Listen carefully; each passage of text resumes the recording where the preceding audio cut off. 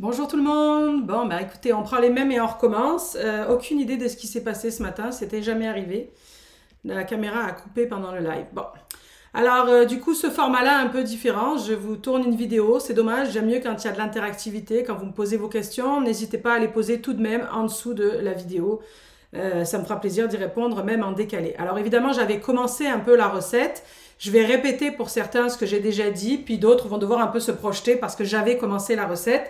Mais quand même, ça reste qu'il restait un petit morceau à faire. Donc, encore une fois, toutes mes excuses. Aujourd'hui, donc, c'est notre première recette qui ouvre notre série du temps des fêtes. On commence aujourd'hui avec une entrée et je vous propose un velouté un peu particulier puisque ça va être un velouté poireaux, poire et crevettes marinées au curry. Vous allez voir un concept très intéressant avec la douceur de la poire, le punch du poireau, un peu de curry, la crevette. Puis ça reste une entrée quand même assez économique par rapport à d'autres, mais différente et festive. Donc, lors des premières minutes du live précédent, on avait commencé la recette. Alors, vous l'apercevez, au fond, j'avais donc 300 g, 250 g environ de poireaux, hachés quelques secondes, rajouté un 20 g de beurre. On a fait le poireau et le beurre à rissoler tranquillement entre 3 à 5 minutes. Puis, on en était à rajouter les ingrédients restants de notre velouté. Donc, ici, les poires, vous voyez, 300 g de poires coupées en morceaux et épluchées. Puis, j'avais expliqué précédemment que quand on fait un velouté de n'importe quoi, en général, on utilise quelque chose pour non seulement épaissir notre velouté, mais également pour qu'il soit plus nourrissant. Habituellement, ce qu'on utilise souvent, ce sont des pommes de terre. Aujourd'hui, je vous propose une variante un peu différente. Ce sont des lentilles corail. Donc là, vous voyez, des lentilles corail sèches. Qu'est-ce que ça va avoir comme particularité? D'abord, ça va être bien plus riche en protéines, puisque ce sont des légumineuses. Mais également au niveau de la couleur, ça va avoir un intérêt. Et puis la texture est quand même assez intéressante.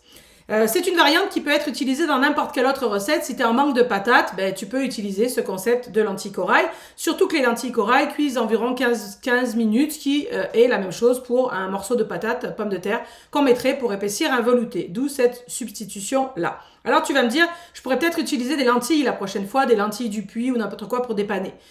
Tu peux, mais attention, selon la soupe que tu fais, ben, la lentille du Puy ou la lentille brune normale, ça va donner une couleur un peu foncée, un peu caca à ta soupe qui est pas terrible. Alors que la lentille corail, surtout dans le cas ici d'une soupe d'un velouté qui est clair, puisque poire au poire, ça va beaucoup mieux. Mais c'est une variante à garder dans un coin de ta tête, je pense, pour les fois où. Au niveau de l'équivalence, moi je mets environ la même chose. Si j'avais mis 100 g de pommes de terre, je mets 100 g de lentilles corail. Donc ici, on a environ 300 g de poireaux, 300 g de poire pour 100 g d'épaississant et de nourrissant au travers de mes lentilles. Après, c'est certain que pour tes potages en général, cela va dépendre de la sorte de légumes. Ici, des poires et des poireaux, on sait que c'est assez mouillé, mou, vous comprenez ce que je veux dire, versus, mettons, la patate douce ou les carottes qui sont quand même un peu plus onctueuses. Donc, on joue un peu là-dedans, entre 80-100 g pour 600 g à peu près de légumes. Je sais pas si c'est clair, oui. Donc, les poireaux, l'oignon revenu, les morceaux de poire, les lentilles corail sèches directement à l'intérieur du bol. Ensuite, on rajoute 600 g d'eau pour cette proportion-là et on met aussi notre fond de légumes pour saler, assaisonner. Ici, mon pot de fond de légumes est presque terminé. Donc, ce que je vais faire, c'est que je vais juste venir... Là, j'ai mes 600 g que j'ai pesé précédemment et je vais juste, pour pas perdre mon fond, venir le rincer comme ceci. Hop, le fond va permettre donc de saler et d'assaisonner la recette. Je complète avec mon restant ici pour avoir mes 600 g d'eau de cette recette-là. Ça va bien? Oui? Facile? Bon, on refait. Dans la recette, on avait annoncé que c'était un velouté poire au poire avec des crevettes marinées au curry. D'accord? Donc là, avant de lancer la recette de soupe, il faut qu'on s'occupe de nos crevettes. Donc j'attrape ici mon varoma et on va préparer les crevettes. Parce que justement, nos crevettes, qu'est-ce qui va se passer? Elles vont cuire à la vapeur de la soupe. Donc ici, à l'intérieur de mon bol bonhomme de neige, vous voyez que j'ai choisi volontairement des grosses crevettes, des belles grosses crevettes d'Argentine, crues, hein, bien entendu, crues et décortiquées. Pourquoi j'ai choisi des grosses comme ceci? Ben, pour un côté un peu plus festif et être capable de mettre 2 ou 3 selon belles grosses crevettes dans l'assiette de chacun, selon les proportions que vous voulez faire. Ensuite, je vais venir ajouter donc pour la marinade du curry, environ une cuillerée à thé de curry. Donc attention, il y a différentes sortes de curry en poudre, des doux, des forts. Vous mettez ce que vous aimez et ce que vous souhaitez. Puis si c'est du curry trop fort que vous avez, vous pouvez en mettre un petit peu moins. C'est pas écrit dans la fiche, mais peu importe, j'en avais, ça passait par là. Je mets un peu de persil sec, si j'aurais pu mettre du persil frais si j'en avais eu. Un peu de persil sec qui apportera de la couleur. C'est bon? Ensuite, un petit peu d'huile d'olive, donc pour notre marinade, donc un 10 grammes. Toutes les proportions sont à la fiche recette www.fanelli.com. Ensuite, qu'est-ce que je fais? Je mélange comme ceci correctement. Pas besoin de mettre à mariner ça super longtemps d'avance. C'est juste en direct. Là, normalement, c'est pendant que notre poireau est en train de revenir qu'on s'occupe de ça. Donc, vous voyez que ça nous donne une belle marinade épaisse et collante autour de nos crevettes. Puis, c'est ça que l'on cherche. Donc là, je verse ça. Oh, j'ai oublié de mettre le sel et le poivre. Je vais le mettre par-dessus. Je verse ça au fond de mon varoma. Je place mes crevettes de sorte à ce qu'elles soient autour pour que la vapeur puisse passer correctement. Un petit tour de sel-poivre là-dessus, comme ceci. Hop, le sel, on fait attention parce que parfois, il y a des crevettes qui sont salées de base. Donc, il vaut mieux en remettre que d'avoir quelque chose de trop salé.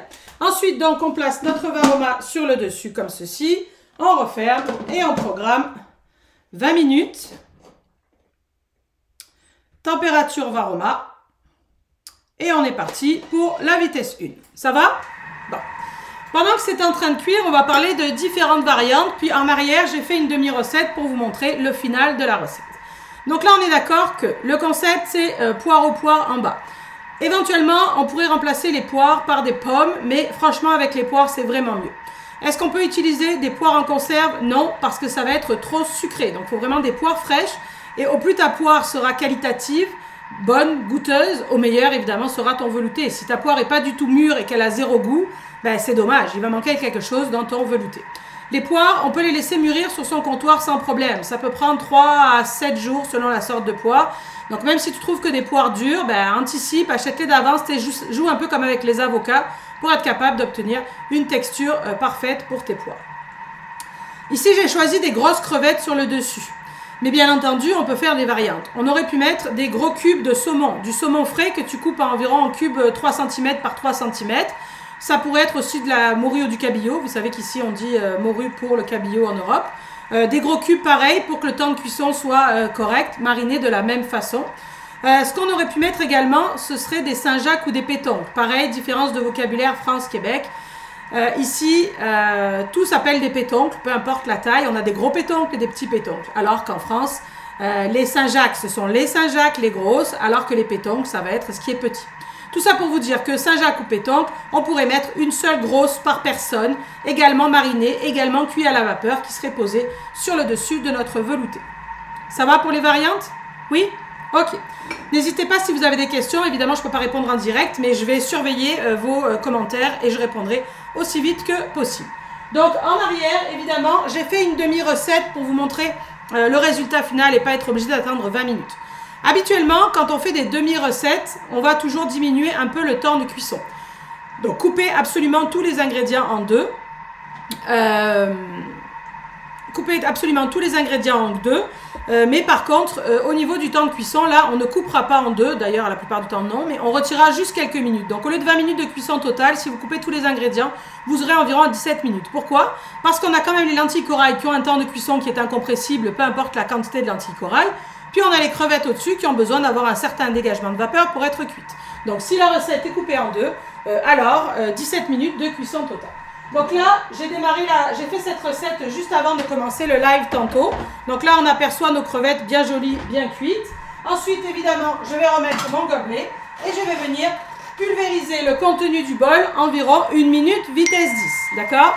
Alors, ça met un peu de temps à monter parce que le bol est chaud. On va attraper notre assiette, juste ici, pour vous montrer le dressage.